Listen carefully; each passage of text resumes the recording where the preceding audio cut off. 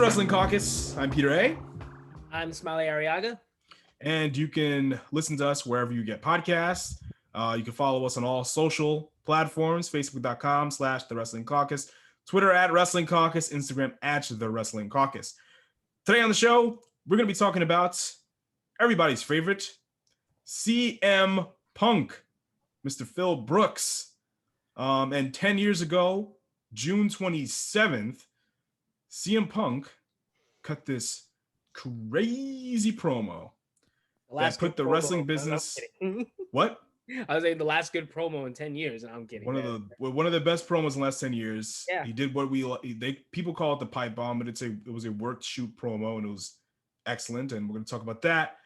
His momentum, and the other two breakout stars, like two stars that broke out organically, like Punk, like Becky Lynch and Daniel Bryan, and we'll talk about their trajectory as well. But first, Smiley, I want your thoughts on that promo. Like when you first saw it, what did you think and what did you feel? Well, when I first saw Punk cut that promo, I didn't realize how much I wasn't like. It didn't hit me how much I wasn't interested in the rest of the show. Because like I was just watching that show, I was like, well, this is like, and I found out, Punk's gonna leave. Oh, that sucks. And then at the end of the night, he cuts this. He interfered in a tables match between Cena and R-Truth, right? He didn't interfere. He did interfere. Like actually, yeah. He pushed Cena into a table or something like that. He pretty much screwed Cena over. He made sure he lost the match. And then he went up to the stage and sat and cut that promo. Okay. All right. And I'm like, wow. Like it made me realize, wait, no one else in the show had this or made me feel this before like he did that. And I was like, my eyes were glued to the screen. I didn't believe it was real because it was like, wait a minute. Wait, he said what? And then when they cut off his mic, I was like, oh shit. Well, okay, wow. I guess he must have pissed someone off. It wasn't until years later, like where I found out that they just handed him a live mic and yeah, go ahead. But back then I was like, wow, that was like whatever. I hope they don't let him go. And I guess in hindsight they didn't really, not yet at least. That was a few years later. Yeah, like the time surrounding that. I mean, Punk was the leader of the Nexus, which was nothing. Then he got hurt, and then he was announcing, and he was doing a pretty good job with that. And he became the number one contender for the WWE title, which made all the sense in the world because who else? You know, yeah. And then when he cut the promo, and I'm like, I watched the day after because I fell asleep, and I was like, whoa, this is a big deal. You know, it kind of lit the spark in the show. Like there was nothing really happening in WWE at that time that was just like, what the hell else was happening? Right. On the end of Nexus? Because Punk was running Nexus at that time, right? Yeah. But then and then before, like on the SmackDown side, Christian, you know, he was getting a title run after Edge retired and everything like that. But there was not a lot of like must see. Like Punk's promo was like, okay, now I have to see what's gonna happen next week. And it was interesting, like Money in the Bank, B pay-per-view of B pay-per-views, right? But they set up this, they made me want to see this match. And at that time, there was no network at the time. A lot of these pay-per-views that weren't WrestleMania or SummerSlam or Royal Rumble, it was like, there was no point in watching it. It was just a 3-hour, it was like Raw, but just with a wacky name. But, you know, you said a lot. 3 hours back then? No, it wasn't 3 hours then. It was 2 hours. But I thought it lit the spark in the show. And then, you know, it subsequently led to him winning the title. He beat John Cena. And it was just, oh, what's going to happen next? The story was like, oh, Punk's leaving. Because he said, I might go to New Japan. I might go back to Ring of Honor. And it was an interesting, you know, it was an interesting time in WWE because, again, like we said, there was the depth of the shows were just, who cares? What year was that? 2011. 2011. Yeah, that was the first year I started watching Ring of Honor. Yeah, and what did you think when he said like he was breaking the fourth wall? I'm not in the signature that's producing the star of the show. I'm barely promoted. I don't get. All those things were true. Yeah, like when he said that, I thought, wait a minute, actually, this guy's like the best promo in the show. He's not in the signature in the show. He's not in the intro. Like, that's weird. Actually, it made me think, like, wait a minute.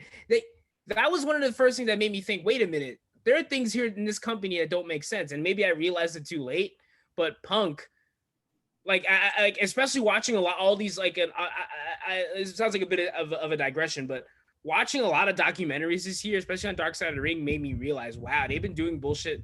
The way they treated Punk and like a lot of their stars, they've been doing bullshit like this for years. But that instance was one of the first things that made me think, wait a minute, that doesn't make sense. That guy is like a star, and like he's not even in the signature of the show. That's weird. yeah, like, and yeah, he said I'm breaking the fourth wall here, but like, literally. No one, if anyone else had said that, it would have came off goofy, but it was Punk saying it. No, the thing is with that is he wasn't really breaking the fourth wall, because wrestling, even within storyline, it's a TV show, right? So you're not peeling back the curtain all the way, really, by saying I'm not in the signature and the producers started the show. I'm not promoted. I'm not in movies too, because the other guys were in movies. Like Randy Orton, John Cena, etc. But I thought that was a good element. But the thing is, when he became the hottest star in the company organically, and he was the heel, right? He was the heel in that. But then he said some babyface things, but he was supposed to be a heel in that. He said, "Look, John, I like you." That's the part that was kind of breaking the fourth. Like, I like you, John. I like you a hell of a lot more than I do like the guys in the back. But I hate this idea that you're the best. I'm the best. I'm the best in the world. I'm the best. That was great. I'm the best. He pointed to the ground. Yeah, I'm the best. All the way to the ground. Wrestler. That was the period. He pointed his finger on the ground. Wrestler in the world. Awesome. Awesome. Great. Yeah. And that's it. And we'll talk about this later. We saw that this similar thing happened with Becky Lynch. He got crazy over in spite of creative. In spite of their direction. He was supposed to be the bad guy, but he became the biggest fucking babyface in the world by telling their promotion to go fuck itself. He became a rebel, an outlaw, right? What does that sound like? He had a little more of an impact, but yeah, you can compare those two. I guess. I mean, I think I personally think, yeah, he had way more of an impact, but like it was a similar instance where, and like they even tried to kill that momentum too, like just like they tried to kill Becky Lynch's momentum. Like literally this girl like shocked the audience, like something that people rarely do or rarely are allowed to do. She like naturally shocked the audience, and a week later she was on TV trying to be like, you guys never cared about me, and everyone's like cheering and screaming for her. That's sort of like, it's sort of like how like with Punk, right? Like he had all that momentum going, and they had him lose to Triple H. Clean. No, that's what I was getting to. Listen. Okay, that was known as the Summer of Punk, right? And then Ring of Honor, they started reselling those CM Punk DVDs. And because he got so hot, he rattled the wrestling business. That summer, SummerSlam, they did a rematch, Punk versus John, and it was for who was the undisputed WWE champion, because Punk was like technically not signed, right, in storyline. So they do the match, and it was fine. It wasn't as good as the Money in the Bank match. But what happens? Kevin Nash interferes. Right? Why was he there again? Oh, because he's Triple H's buddy, right? Kevin Nash shows up. Power bombs CM Punk. And Alberto Del Rio cashes in the Money in the Bank. Pins CM Punk. Yeah, that did happen. What happens after that? They do this stupid program with CM Punk and Kevin Nash that actually went nowhere. And they say that nonsense, just nonsense. CM Punk is whipping out texts. He's like, my sister said, who's that old dude? Or I forgot what he said, but it was like, oh my God, yeah, what's going on? I was watching that. I'm like, what the hell is this? What is happening here? What's happening? CM Punk? And then and then you just said it, right? Night of Champions that year. I understand because I don't even know the name of the pay-per-view, but okay. CM Punk cut that promo. He said, maybe this promotion would be better off after Vince McMahon's dead, but the fact is, it's going to get taken over by his idiotic, what do you say, his idiotic son-in-law and his doofus son-in-law, his idiotic daughter, his idiotic daughter, his doofus son-in-law, his doofus son-in-law, and the rest of his stupid family. I mean, he is right. Not included. He was right. He was certainly right. And then that, okay, pro wrestling logic, okay. Oh, wow, he's probably going to wrestle Triple H. You would think pro wrestling, but WWE doesn't do pro wrestling logic, right? Okay, you do the program with him and They hardly do pro wrestling. And CM Punk, your new hot star, beats an established star in Triple H. I don't give a, it's like, you would think that that's where you go. But the thing is, like, he was supposed to be a heel, CM Punk, saying those things. But then he became a big baby face. Because he was saying things that were true. And it was just like, and then Hunter beats him clean? He beats him clean? Well, you might as well take a water and you pour it on the fire. You pour it on the campfire. That's like if you have a bonfire and I come in with a bucket of water and I pour it on there. And look, did Hunter have to win? Did Hunter have to beat Sting at WrestleMania 31? You know what's different? He have to beat Brock Lesnar? You know what's different about those two motherfuckers? Brock Lesnar was already the biggest fucking box office draw in combat sports. Sting is already multi-generational icon. CM Punk was none of those things in 2011. He became a new star.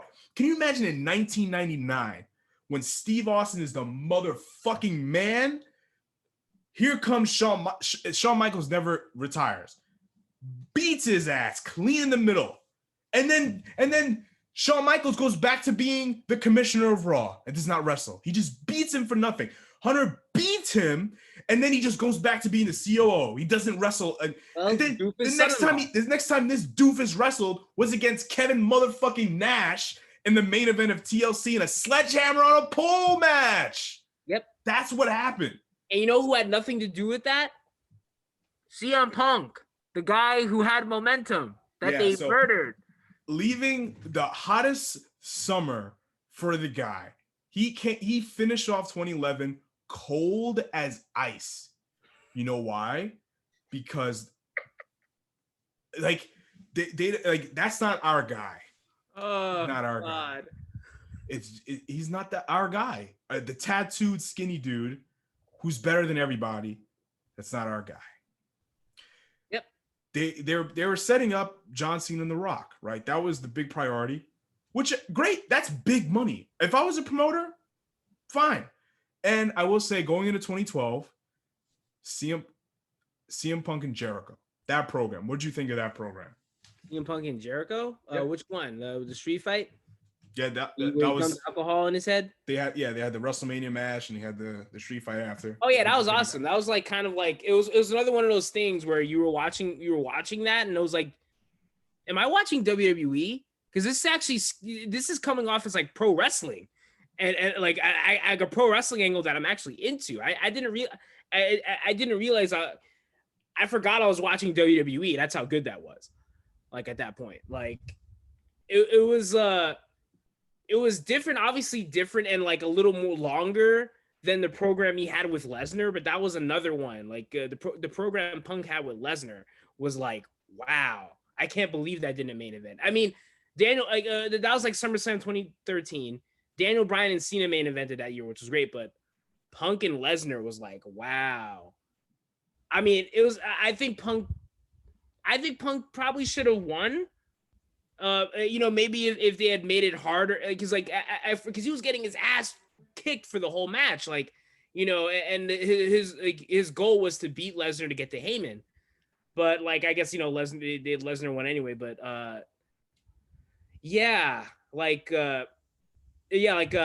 was like a kind of a digression, but yeah, Punk and Jericho, that was like very, very good. Like they had two matches, didn't they? They had they had a match at Mania.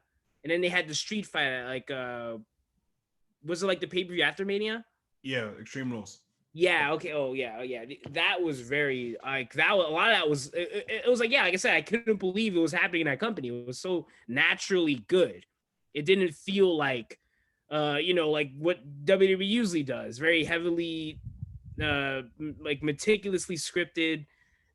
That Jericho and Punk felt very organic, and like a lot of a lot of Jericho's stuff back in that time was very organic, and him and Punk was just like it was natural chemistry. I loved it. Yeah, they stuck out like a sore thumb during Yeah, that time period. Like in a their good stuff was realistic, and it made you want to keep watching. And at the same time, they were building up Rock and Cena, which is great. But those are the two best things on that in the whole promotion. And I love that. I thought, here comes an established guy like Jericho, and Punk beats him twice. Great. That's how you make a new guy. But the fact that he couldn't beat Hunter, a guy who's wrestling part-time, he couldn't beat Hunter clean. Like that's infuriating. And here's another thing. CM Punk, after losing to Hunter clean, he goes on to win the WWE Championship again, but nobody remembers that. Like he was so cold. Like he beat Del Rio again, and that's what started his long ass title reign. And here's the thing about his title reign. I'll ask you about your thoughts on that, but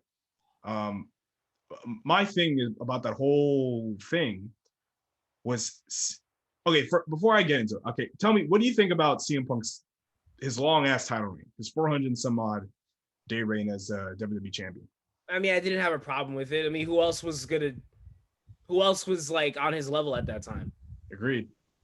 Who else is on his level? I mean, I'm asking genuinely because like I don't remember anything else that happened at that time. Nobody was as hot as him. Yeah, so like Lesnar wasn't there, right? He came back. He came back in like 2013, sort of. He came back in 2012 while Punk was champion. Oh, okay. Yeah. But yeah, other than him, like no one was as good or as hot as CM Punk at the time. But they poured the water on Brock too when he first started too. Oh, of course he did. Yeah, like he lost to John Cena clean. No, he lost to John Cena clean. His first match. Oh, his first pay-per-view back, Extreme Rules. Yeah. The main event, he beats him. He beats him. John Cena beats Brock clean in the middle for no reason. But yeah. So what do you have anything else about the CM Punk's title reign? It ended before you fought the Undertaker, right? At WrestleMania? Yeah, it was way over then. You're wearing. Yeah, it was. It was way over. Oh yeah. It was way over then. Like The Rock was champion at that point. Yeah. I loved his promos every week with Paul were great. Were excellent. I loved CM Punk. I don't wait. One thing I would have changed. I hated how they waited for The Rock to come in and change the belt because CM Punk deserved a better looking belt than that. He had the spinner belt at the time. Yeah, right. But at that point, he deserved a more legit looking title than that. To me, yeah, I think when CM Punk won it, they should have changed it then. But the title wasn't spinning anymore at that point. No, but it didn't. It looked like a fucking chain. Yeah, it still looked like John Cena's title. Yes, exactly. It looked like he was CM Punk's championship. Yeah, it looked like he was keeping it warm for John Cena. Yeah, or for The Rock. Or for The Rock. Yeah. But I think CM Punk's title reign during that time was good because again, there was nobody else that was equally as hot as him. But the thing is, CM Punk's championship reign played second fiddle to whoever else was there. Did he have to lose to The Rock? If you're gonna lose to anybody, it might as well be the biggest superstar. That I don't have a problem with. Well, yeah, actually, yeah, I didn't have an issue with him losing to The Rock. Every other match, even with Jericho, like him and Jericho at WrestleMania wasn't like before Rock and Cena. It was like right in the middle. Extreme Rules, right in the middle. He had a program with Daniel Bryan too that summer. He played second. He played second fiddle to John Laurinaitis and John Cena. That was stupid. Oh yeah, that's what. Yeah, that was the main event. John Cena versus and even SummerSlam, the main event was Hunter and Brock Lesnar. It's like, what? Yeah, that was just. And then he got into a program with Ryback. I think he main evented then. It was just like, it's like, who cares? Like, I didn't care at that point. And then he got into a thing with Vince McMahon. Ratings weren't doing great, so Vince came in, and it was just Jerry Lawler had a heart attack, and then they turned Punk back heel, and it was just man, they treated him like he wasn't a main eventer. Like he just had the belt. He was the biggest star in the fucking company, but he's just the guy with the belt. That's why I liked his feud with Jericho, because Jericho was the older guy, but he was the heel. He was like putting over Punk, the younger guy. Yeah. The current guy. Yes, The Rock is The Rock, but like Punk. The Rock program was good. Was great. It was great. Like, actually, you know what? Like, okay, I didn't have a problem with him. If he lost to The Rock, whatever, fine. He's The Rock. The way it happened was kind of silly because you remember how they restarted the match and it was. Oh. They couldn't have just had a great, because they were already having a great match. They couldn't have just had an ending, a definitive ending. Like if The Rock had got the people's elbow on him at the end of a definitive match, great. No, but they had to do their stupid bullshit and make both of them look goofy. But whatever. He was just like, The Rock beating him for the title, fine. I even didn't have a problem with him losing to Lesnar because I love that match so much. No, yeah, these guys are anomalies, and you know, and look, Brock gave Punk a lot. Like it was a competitive contest. That was awesome. So I'm sure Brock respected CM Punk to give him a whole lot. He did. Yeah, he could tell. Yeah, he definitely. Yeah. I keep cutting you off. Sorry. No, it's okay. But yeah, but CM Punk was even when he left abruptly. Like the thing is with CM Punk, he's a guy. Again, he's organically over. He has a built-in connection with the crowd despite of booking. It seems like after CM Punk got hot, it's like WWE wasn't planning to making this guy like a superstar, like one of our main event guys. He's a guy, you know, to WWE. That's what happens when you get like Roman Reigns was like, okay, this is our guy. We have to, you know, and that's what subsequently got booed out of the 5 WrestleManias in a row. So when CM Punk left for like a year and change, 2 years, CM Punk chant, CM Punk. Yeah, it's like he never left. Because that was their guy.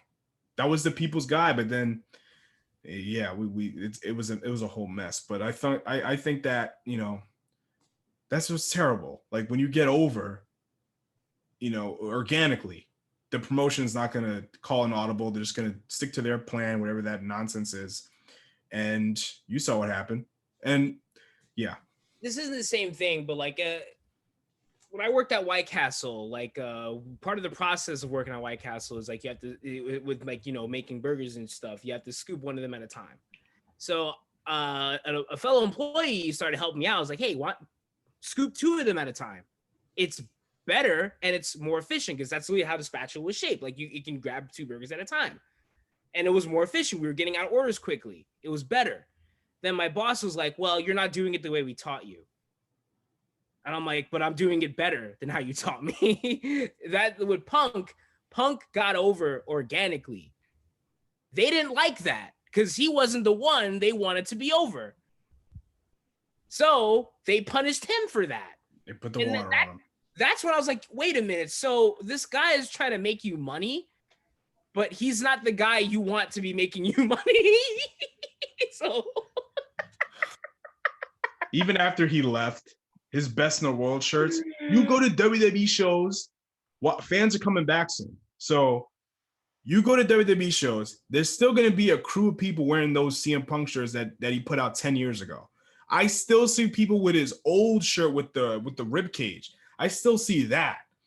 So this guy he became a superstar despite of booking, but like the other guy in WWE that became a superstar despite of WWE's plan is Daniel Bryan, Bryan Danielson, right? Yeah. After WrestleMania 28, right? The same show that Punk wrestled Jericho, Bryan opened the show against the Royal Rumble winner, Sheamus. He lost in 18 seconds. Bing, bang, boom. What happened? The day after, the crowd started chanting, Daniel Bryan. He got super over. What did they do? He was just floating around. He got into a relationship with AJ Lee, and he got into a tag team with Kane. All this is like coming back to me. It's like whiplash. Jesus Christ. Team Hell No. You know what's funny? Those guys got over. They did. Then he got so over it. Then they split him up, which is great.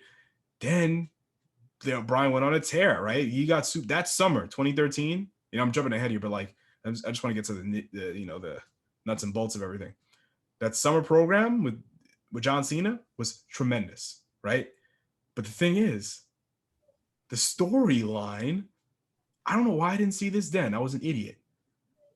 The story was that, yeah, you're good, but you're not like John Cena good.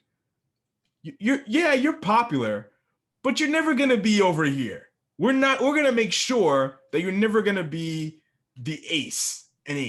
Even though he's the one that whose name is being screamed in the audience. Yeah. Overwhelmingly. They kept calling him, remember what they were calling him? The B+ player. Because it's, oh yeah, like that's what they kept calling him. Wow, that was, yeah. And like they never stop, but the thing is, they never stop booking their baby faces like that. They did that to Kofi. They thought, yeah, we could talk about it too, but they thought that what they were doing, like, oh, let's beat him and beat him and beat him and beat him, the crowd's gonna like him. But they don't understand that Daniel Bryan was already over. Like, he was already established with this audience. He came into WWE with a big fan base already. It was already written in stone.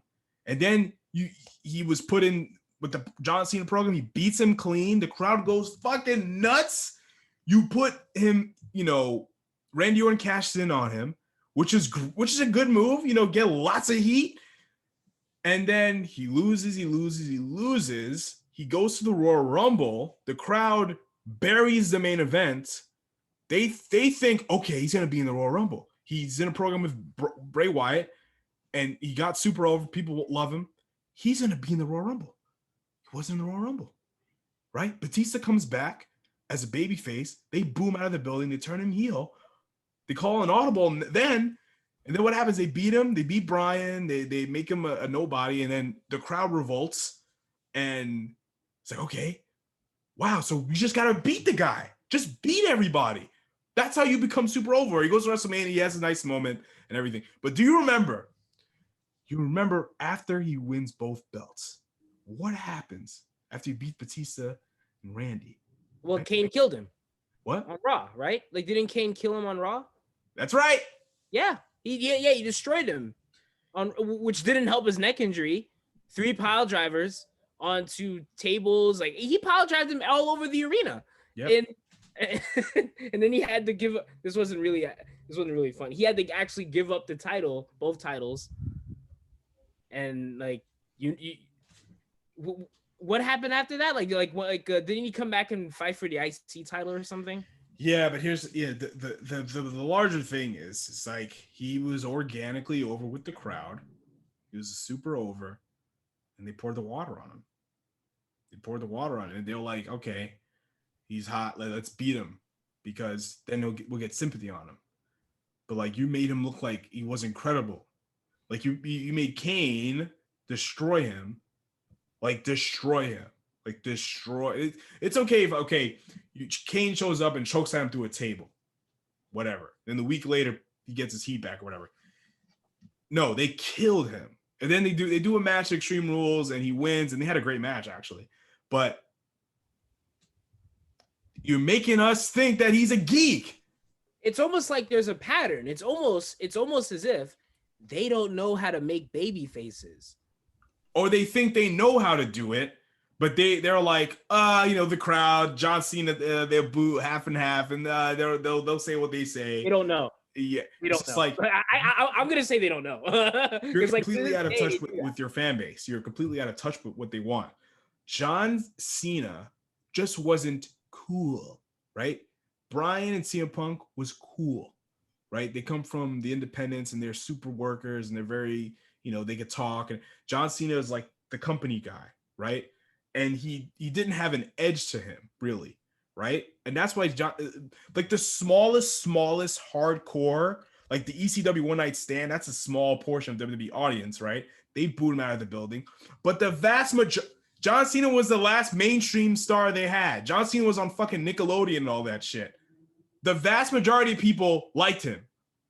You go to WWE crowds, a portion of them booed him out of the building. Most of the motherfuckers were buying the shirts and they were watching him. His ratings, He was a ratings draw, John Cena, right? But Daniel Bryan, right? He was cool, right? He got super over organically like Punk. But then they thought, let's beat this guy. Let's beat him senseless so we can get sympathy behind him. But this guy already had an established fan base. You didn't make him from nothing. I don't know. No, but this it's like it goes back to what I said before. They resent you if you don't get over on their accord. If you get over on your own accord, that like they don't like that because like they like no like the crowd's not supposed to like you. Like you see that's why they love the Thunder that like the Thunderdome stuff. They probably love it over there because they can tell people what to think. They can control their audience. That's what they want. They don't want it. They don't like when an audience is like, hey, we don't like this. What do you mean you don't like it? You marks, and they make fun of like there was a point where like I would feel insulted for liking Daniel Bryan, even though he's one of the best guys in the show. They would insult me for liking him, and they sign him. They'd be like, "Oh, you're a mark because you like Daniel Bryan. You bunch of marks. He's a B+ player." Then okay, so you don't respect your fans. That's what that taught me. That's what the CM Punk, the Daniel Bryan situation, and a lot of other situations that we learned about watching documentaries. Watch Dark Side of the Ring. That's all I gotta say. You'll see. Wow. Like they really like I don't get it. Like when you look at right the whole thing with Triple H, that program with Daniel Bryan, that was all my thing is like my thought was like, okay, this was all planned out. This was a plan to have him go to WrestleMania. No, it wasn't. Batista came back. The plan was supposed to be him and Randy at WrestleMania. He won the Royal Rumble, Batista. He won the Royal Rumble. Batista won the Royal, and Daniel Bryan was the guy that everyone was screaming for. Yeah, it was him and Randy Orton. When Bryan was when he was getting really hot, late 2013, the main event of TLC was John Cena versus fucking Randy Orton. And that very famous segment. Well, it's not famous. I don't think anybody remembers it. They had that. Remember that championship ascension ceremony? Right? Oh yeah, you want to know the two people that made that segment rewatchable to this day? CM Punk and Daniel Bryan. Yeah, they were the two people who got the biggest reactions. They didn't know what to do. They were like, "Fuck." That's the thing. Like that chip, like when they unified the titles. You know what that segment told me? That should have been Daniel Bryan versus CM Punk. They should have been the ones to unify the championships, not fucking Randy Orton and John Cena. I like those two. But CM Punk and Daniel Bryan should have been the guys to unify the titles. The crowd wanted it. Like, yeah, that's the thing. The fans want, and here, and like, you know, I'm not a fan of the. For those of you listening, look up Championship Ascension Ceremony. You're gonna notice Daniel Bryan and CM Punk are the two most cheered guys. Yeah, and it wasn't a certain crowd. The fans everywhere they went, they liked them. They liked Bryan organically. See, I'm not a fan of the "you deserve it" nonsense, right? Because that's like everybody gets a turn. Like it's Six Flags. Like you wait your line, you get to ride King of the Ka as well. Yeah, you deserve to be online for the No, these guys were the guy, like they were the most popular people at that promotion. And two of the most talented. Let's, you know. Yeah. Call a spade a spade. They were the new generation. They were smaller guys, but the fans liked them and they were believable. Like Bryan is one of the best wrestlers they ever had. You know? But to this day, he's one of the best people in the roster. Yeah, like Bryan got hurt in 2014 after he main evented, and luckily he got hurt. You know why? That SummerSlam match, that's probably gonna be Bryan. Remember him and John Cena and Brock, and he beat him. Oh yeah! Beat him to death. Oof. John Cena can afford to lose like that because he's already established. Yeah. Bryan shouldn't, like, if it was Brock and Bryan, it would have been that, like, that's it. Like, you made him look like a loser. Like, they don't know how to establish guys, like, or they don't know how to call an audible and say, okay, this is our guy. So Bryan, despite horrible booking, he was one of their most popular dudes. And then when he came back after his injury, forget it. The crowd he was the most it's almost popular like guys.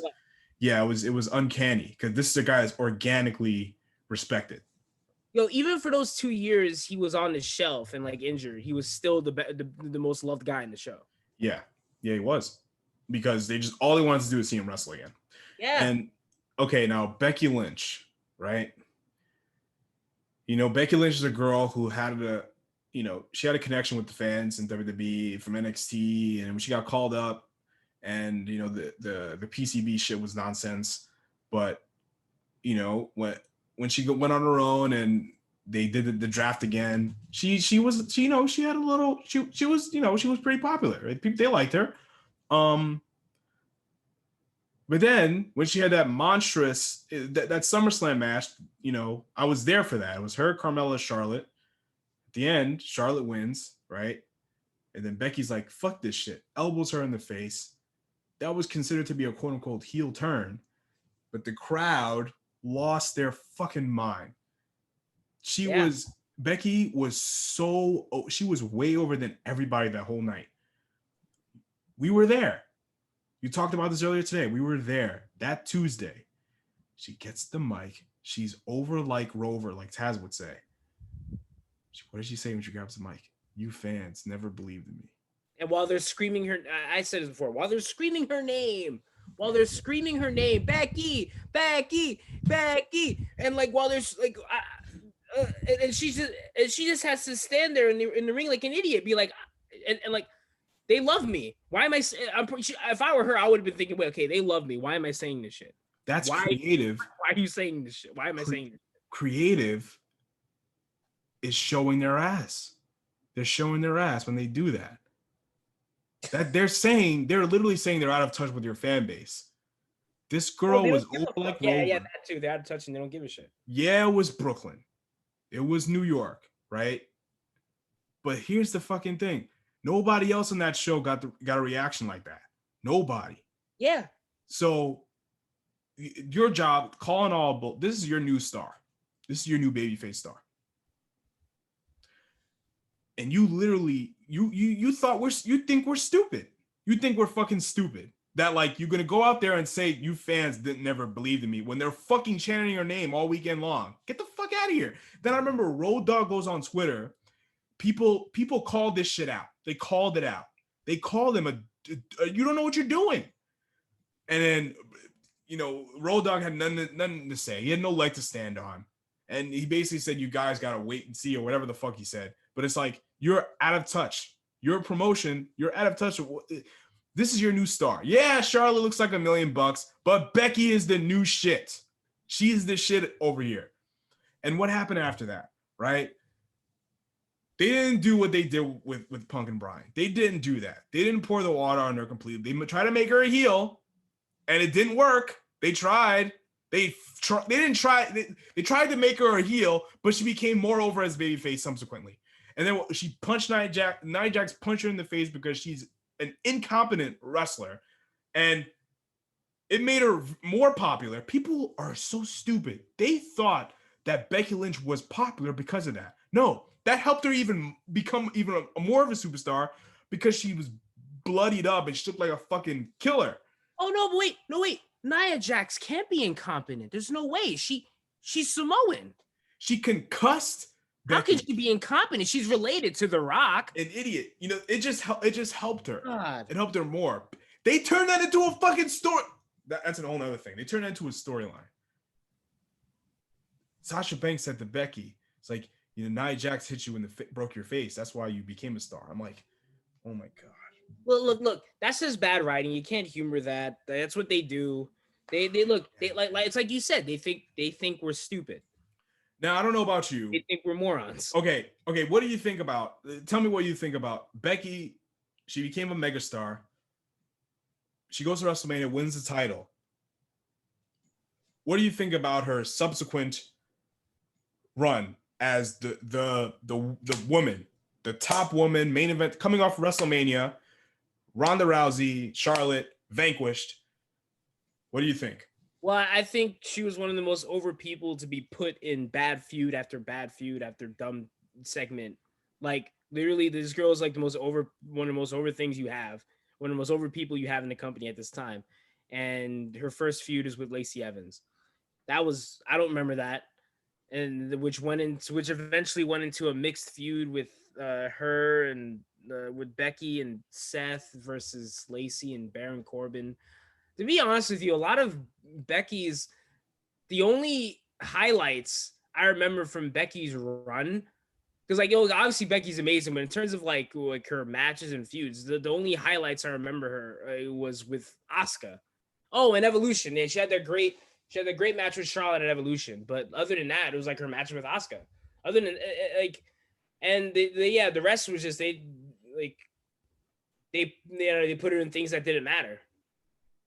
Like, I don't know. Like, yeah, I just like Becky was there. She was a huge star. Oh yeah, she had that thing with Shayna at Mania, but the match was cut short. It was like wasn't that like, was she pregnant at that time, or was she? I don't know. I don't know. Pregnant? Probably. I don't know. But I think, okay, the Becky Lynch thing. At first, they tried to make her heel, and then they smartened up. They're like, okay, we can't deny it any longer. She's our number one hero. Goes to WrestleMania, wins both belts, right? After, there was no plan. You know why? Her first opponent was fucking Lacey Evans. Now, I feel bad for Lacey Evans in this position because this girl was green as grass and they put her out there against the biggest star in the company. It's like Steve Austin winning the title and they put fucking Steve Blackman in as Steve Austin's first opponent. Now, well, maybe Steve Blackman is a bad example, but if they put in Scotty 2 Hotty, I don't know. Not Scotty. I mean, I like guess, Scotty 2 Hotty, but he's on the level of Austin. Yeah, they put somebody who wasn't like Scotty 2 Hotty wasn't green. Like, I don't know. Yeah, I don't know. Like someone who they put her up against someone who just wasn't on her level. Yeah, that's the biggest thing. But like 2 pay-per-views with fucking Lacey Evans, the pay-per-views don't draw well because your top star is facing a nobody. It's like, what do you're in the attraction business. You have a top star. You need some. You couldn't think talking about what? Look, think about what company we're talking about. Yeah, it's just like, and you know what? Becky Lynch was part of a new breed of superstar in WWE. They just exist on an island, right? They have no real formidable opponents. They're just on an island, right? 2 pay-per-views with Lacey Evans. They do horrible business. And then they tried to set up Natty as her next opponent, right? No disrespect to Natty, but they didn't do anything to make it seem like Natty was on Becky Lynch's level. No, yeah, exactly. Like they made Natalya someone who's, mind you, someone who was trained in the Heart Dungeon. They went out of their way to make Natalya look like a goofball, like, the cat lady. Yeah, she was not. She was not like. Yeah. Nothing about her was screaming world champion because they didn't do her any favor. They didn't make her seem like she was a champion. Like she's one of the best workers they got, but like they didn't make her seem like she was like a main event level person. Like on paper, Becky versus Natalya in Canada for the title. It was supposed to be that SummerSlam that year was supposed to be in Canada, right? It was in Canada. Yeah. Like on paper, it's like, wow, this is gonna be great. But then, like, it was great. The match was great, but the build-up was just, I don't remember the build-up. Like, yeah, because I remember the build. I was there. They had a gauntlet match. They did it at Nassau Coliseum. They had a gauntlet match, and it went way too long. Natty won it. She beat Alexa Bliss. It went like way too. The crowd buried it. They didn't give a fuck. The best part was the end when Becky Lynch came out and Natty and them had to stare down and they called each other a bitch, and that was a setup.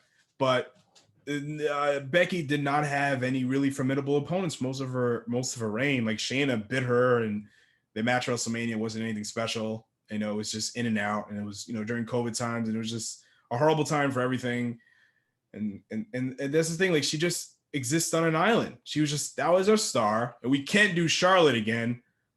They could have done Becky, but not Becky Bailey. But I don't know. They just They didn't build up anybody else. Sasha was on a sabbatical, and granted, they had a program when she came back, and it was fine.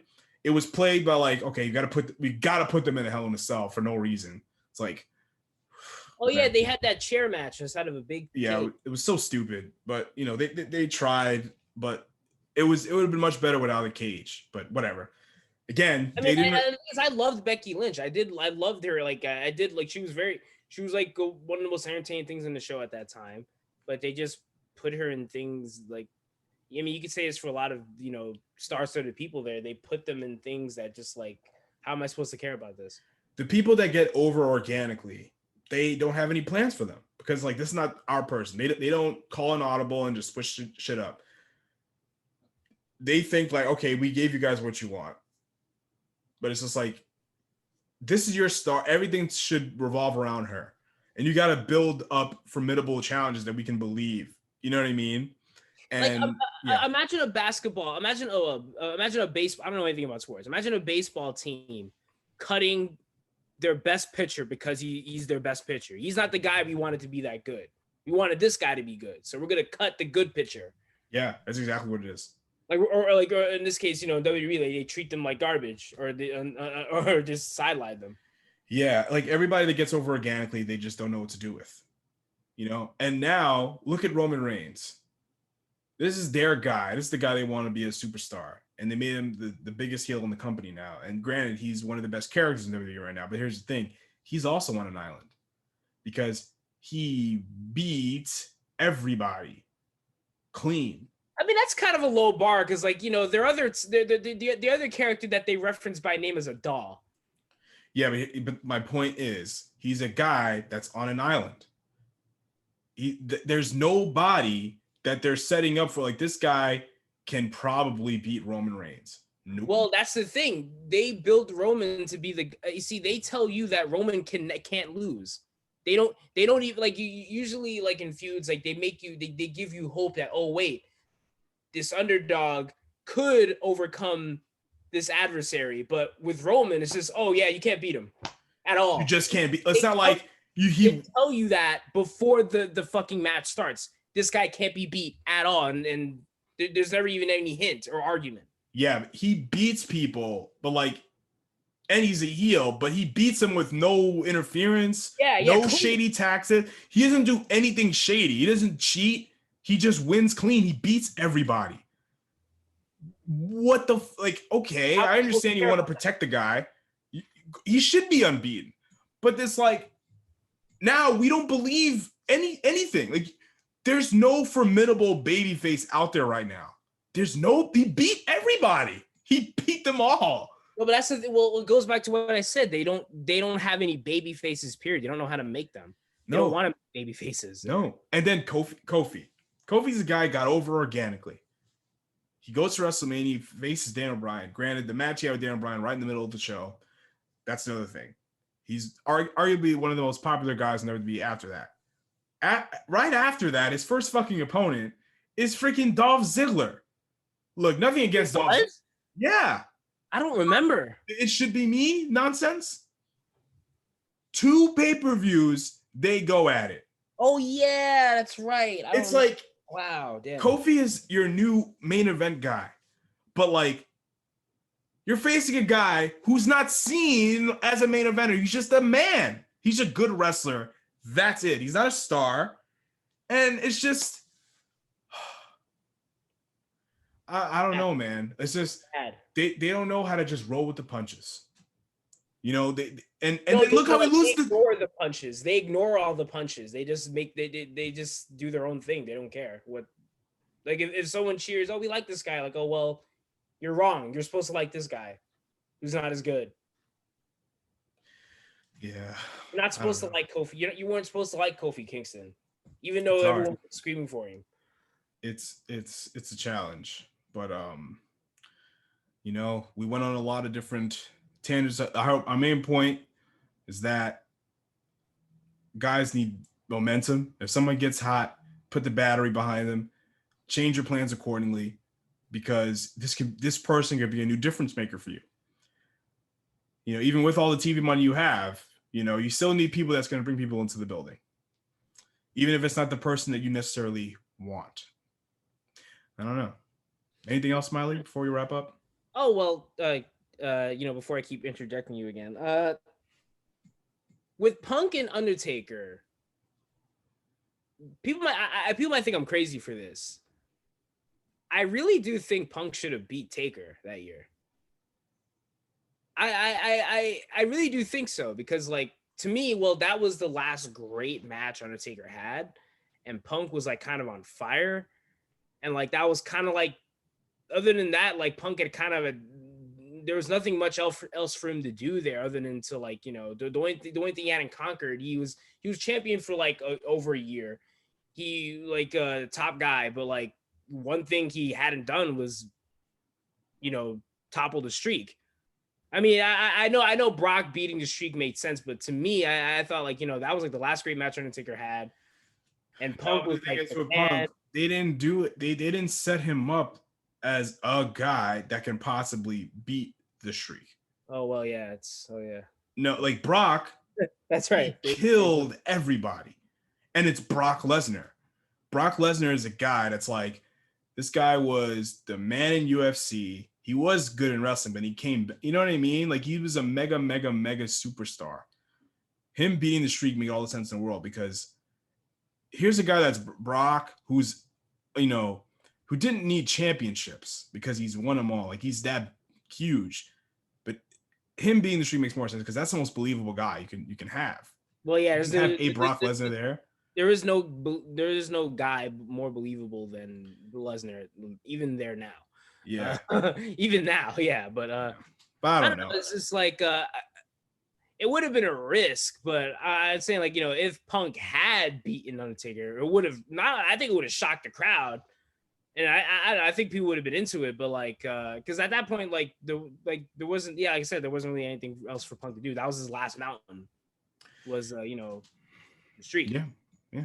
But like, I'm still, Brock. Obviously, I miss Brock Lesnar. So like, yeah. Punk deserved better. He did deserve better.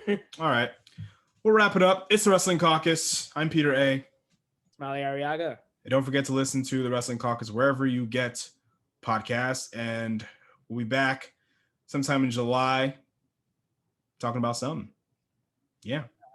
And that's it. That'll be it. All right. Later days.